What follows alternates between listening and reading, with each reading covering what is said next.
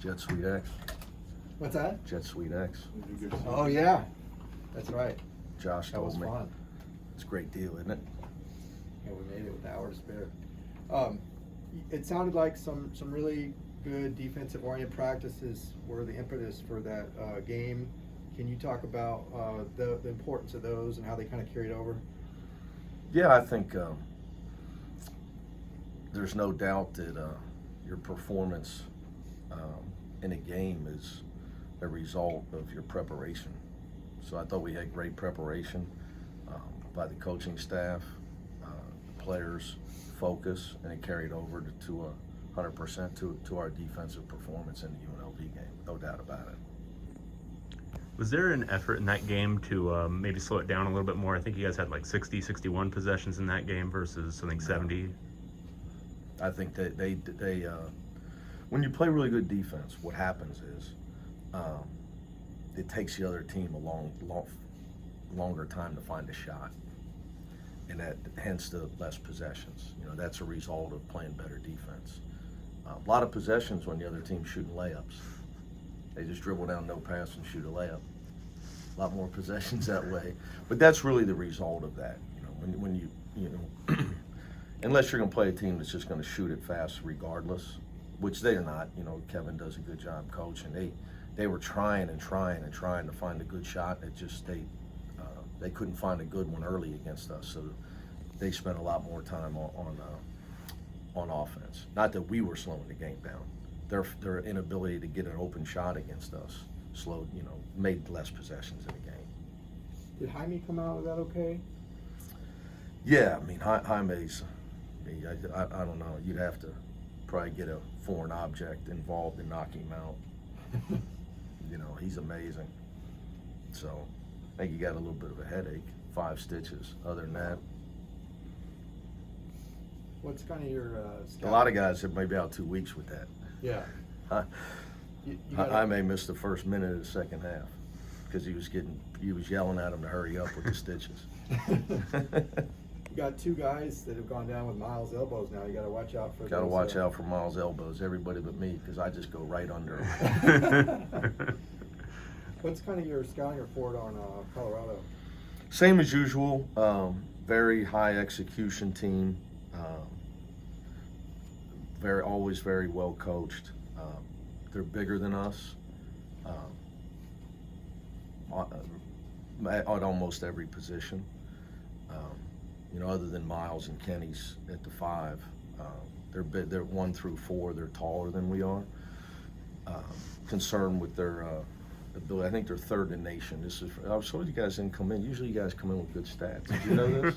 So they're 3rd in the nation in free throw attempts. Oh, there you go. And they're always really high in that every year. They do a great job of attacking the basket, putting pressure on the rim, and offensive rebounding.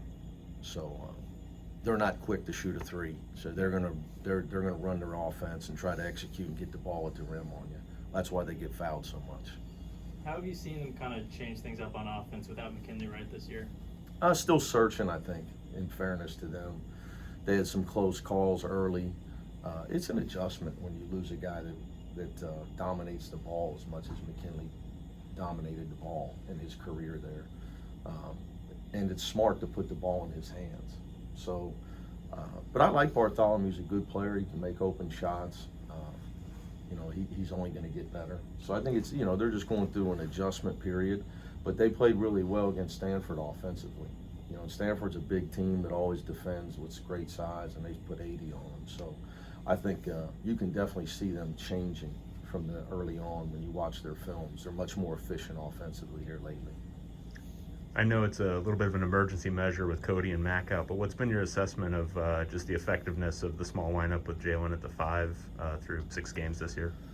Well, I think you have to be able to do that because some games, I'm a big believer, some games call for adjustments. I'm not a believer in my way. My way is to win. And if you got to play small to win, you got to play small to win. You got to do whatever you got to do to win. So you saw UNLV went small, so we went small. So because they were just going to go small. They couldn't get anything off their offense, so they just went to a spread dribble drive. So we just went small to defend it. I think you have to be able to do that. That's why you got to recruit a guy like a Jalen Clark, a versatile player like that can play, bigger in a very small lineup. That can switch everything and move his feet and stay in front of the basketball. So it's we don't practice a lot that way. Mm-hmm. So at times I'm coaching on the fly, trying to get guys in the right spot on offense. You can see, Yeah. I mean, Jalen doesn't run around playing the 5 in practice. So that's an adjustment for us. But I think what you see, with that, when we do that, throwing him or Jaime the ball in the post and spreading our shooters out is probably something that, you'll see more when we have to do that. But you get in Pac-12 play, there's not many teams gonna go that small on you, especially Colorado. That won't happen.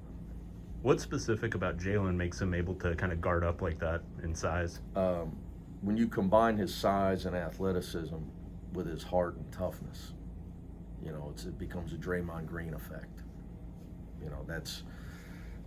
That's what makes him such a valuable player.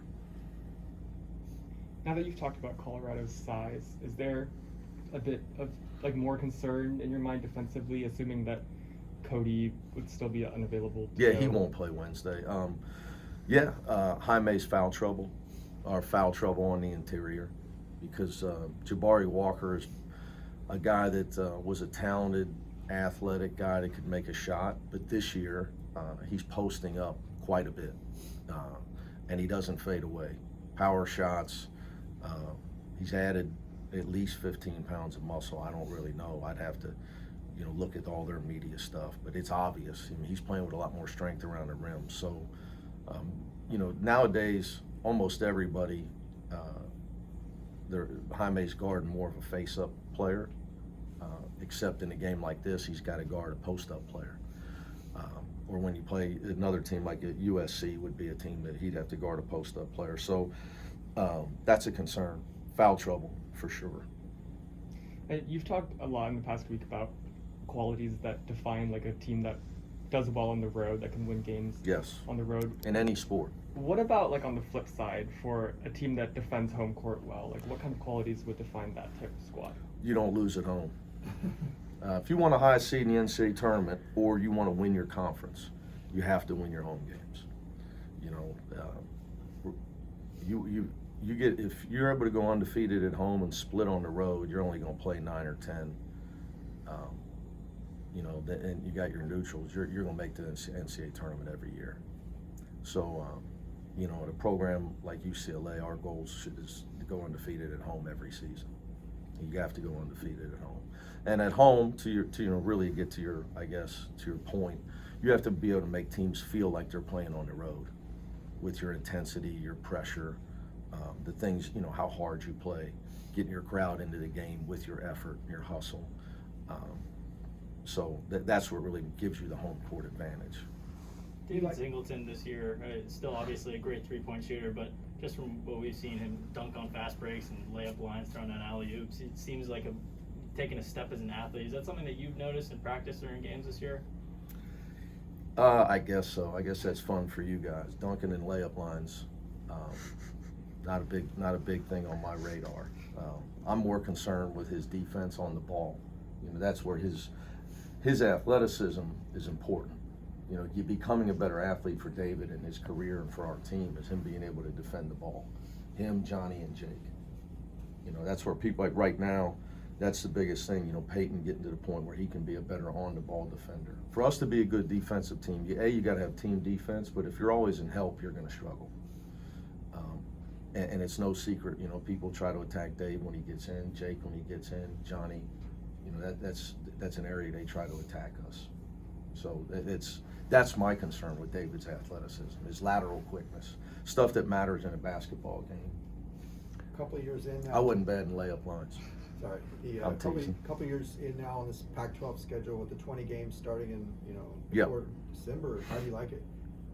I don't mind playing the quality games in December, but you and I do a separate article on that someday, man. I'll give you my short answer would be, I think that what you saw last week with all the high-level non-league games is what we need to start going more towards to create more interest in college basketball. So I would be a proponent for all the Power 5 to play 18 or 16, but to play, instead of being forced into the Gavitt games, so the Big East plays the Big Ten, or being forced into the Pac-12 versus I think we should all have maybe like a pact where we're all going to play 4 or 5, and not neutral, like some, you're going to play 4 home and homes versus Power 5 teams. Everybody almost has to do it, combined with a neutral. I just think that we have to assess our product. If you want to be able to carve out, marketplace, branding, attention on college basketball, you got to play the games that were played last week. We've played 2 already. We still got to go to Marquette, which I'm sure will be a sellout. We obviously still got North Carolina. I think it's better for college basketball. I think it creates more national interest than another Pac-12 conference game. I know the answer was, the reasoning behind it was the TV deals. They wanted more league games because they wanted more quality games. So TV was the reason people started going to 20. I don't know if you guys know that. That's why people started TV contracts. But if TV knows it, instead of you're gonna play 16, plus you're gonna play 4, 2 home, 2 road against other other Power 5 teams, then they get those rights. I think it would be more interesting, and I think that's what we need to do. Look at the powers that be in our sport. Need to look at every possible way to make to create interest in our sport in November and December. We can't just be a sport about March Madness. I think it would be an interesting way to do it. So, What would that do for college basketball? I mean, more interest at this time of year. What would that do? you got to play for quality. college Well, I think it helps your TV ratings, helps your ticket sales. All the above. So times change. You're fighting for your market share. And we got to do I think you just get. It's like any other business. You can't. The death of every business is to say, well, this is how we've always done it here. So I can name a few of those. They're out of business. All right. You guys got one more? You guys good? All right, guys. Thank you.